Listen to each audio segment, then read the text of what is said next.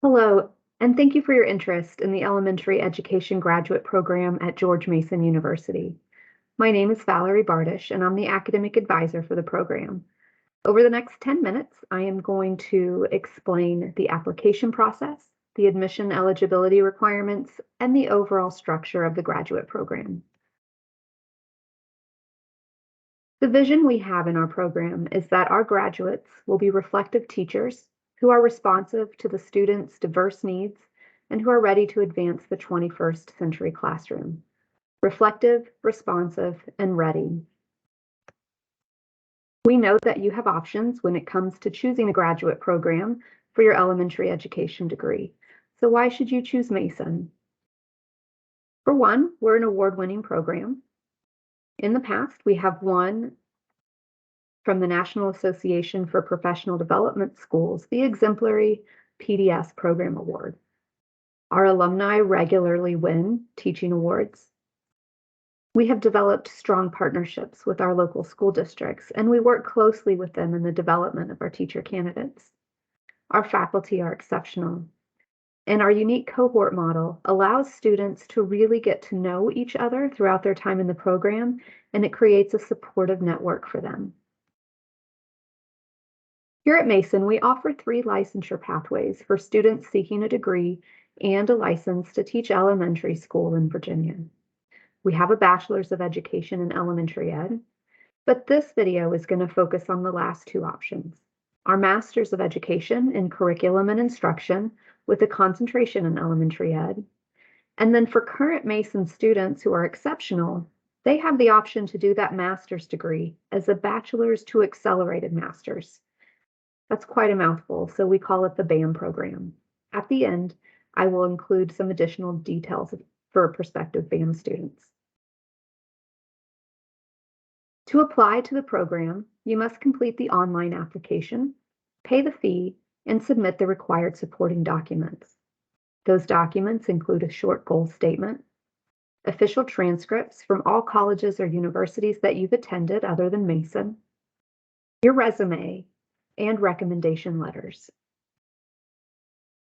In the past, we required that applicants complete an official content area endorsement review as part of the application process. We now no longer require that for admission, but it's still required for licensure, and it's required to have those complete before you engage in your student teaching internship experience at the end.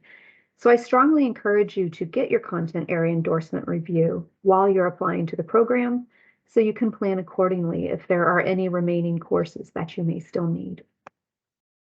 Just a bit more information about what that is. This content area piece is a licensure requirement that ensures that teachers have the necessary content knowledge in the subjects that they will teach. As an elementary teacher, you teach a little bit of everything, and so this list of classes includes a couple of language arts, some math, some science, and some social science. Most students meet these content area credits through their Mason Core or general education classes. You need a C or higher in those courses in order for them to count toward this requirement. There are some requirements that can be met with the CLEP exam. To get your official review and find out what you may still need to complete, you can go to this website listed here, follow the steps on the page. There is a step where you need to choose the worksheet for the program you will complete. So if you're doing our graduate program, make sure you choose the worksheet for the BAM or MED program. Mary Sloan is Mason's Content Area Advisor. You can reach out to her at endorse@gmu.edu if you have any questions about this process. In order to be eligible for admission, graduate applicants must have earned a bachelor's degree from a regionally accredited university. And BAM applicants must have completed at least 60 credits at the time of application and have established a Mason GPA.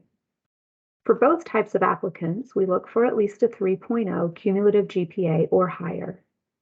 And we ask that students pay attention to the application deadlines listed here on the screen. The priority deadline is the date by which we guarantee that if your application and all your supporting documents are submitted by that time, we will have time to review and make a decision on your application. We will continue to accept applications after that on a space available basis. After you've submitted your application, here's what you can expect. You will receive an invitation to attend our program's admissions event. We hold this prior to any decisions being announced.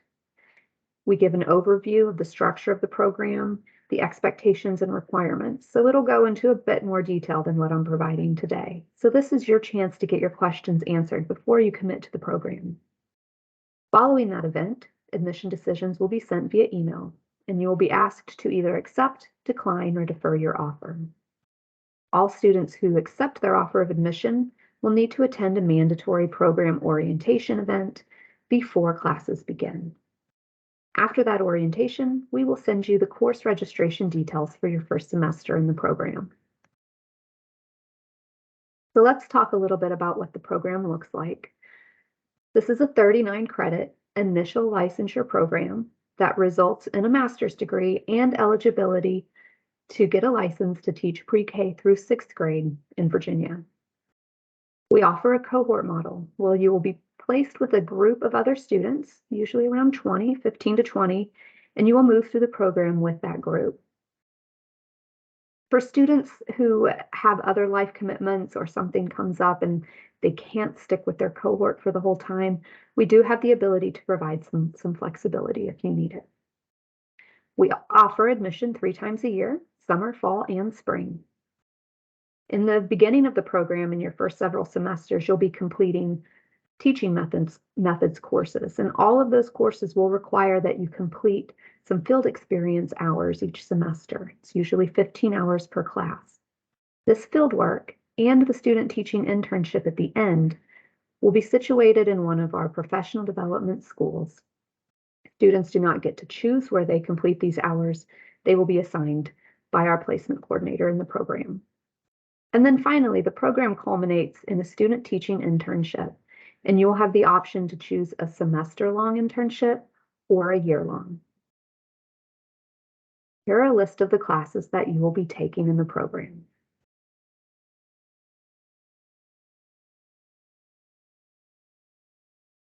Our summer cohort is really designed for students who may already be working full-time in a school as an instructional assistant or a long-term sub or in some other capacity, or maybe you just have a full-time job during the day that's outside of education. This cohort is for you. The classes are hybrid, where they will meet mostly online with only a few in-person meetings each semester, and they'll start at 5 o'clock to make sure that you have time to get to campus on those days that they meet in person.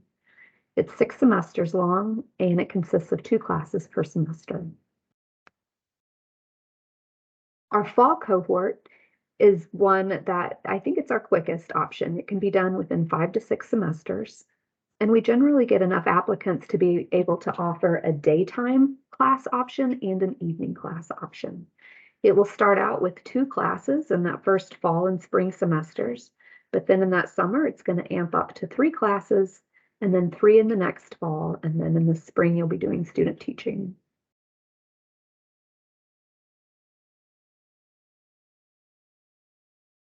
Our spring cohort will also be a 6-semester cohort with 2 classes per semester. We're not yet sure if the classes will be during the day or the evening. This will depend upon instructor availability and student need. Because teaching is a licensed profession, you get to take some licensure exams. The 3 exams required by the Virginia Department of Ed are listed here on the screen.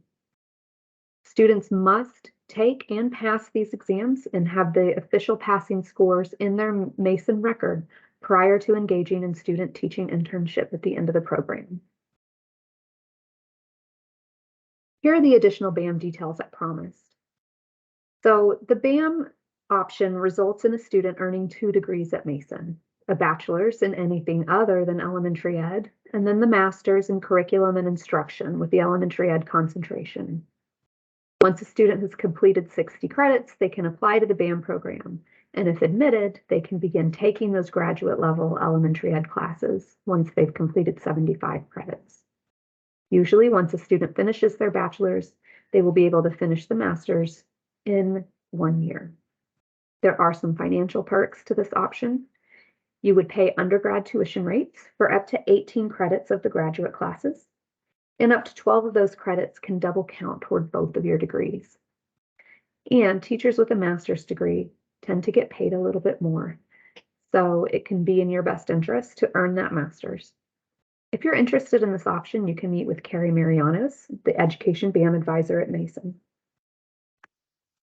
In fact, there's a whole host of people here to help you. We have 3 pre-education advisors. You can reach out to any of them to get more information. We also have Matilda Spear, our program manager, who is available to answer some program-specific questions you may have for if you're a prospective student. And then our College of Education and Human Development admissions office is also available to help, especially if you have questions about the application itself. And on my end, I look forward to welcoming you to Mason one day as you pursue your career as a teacher.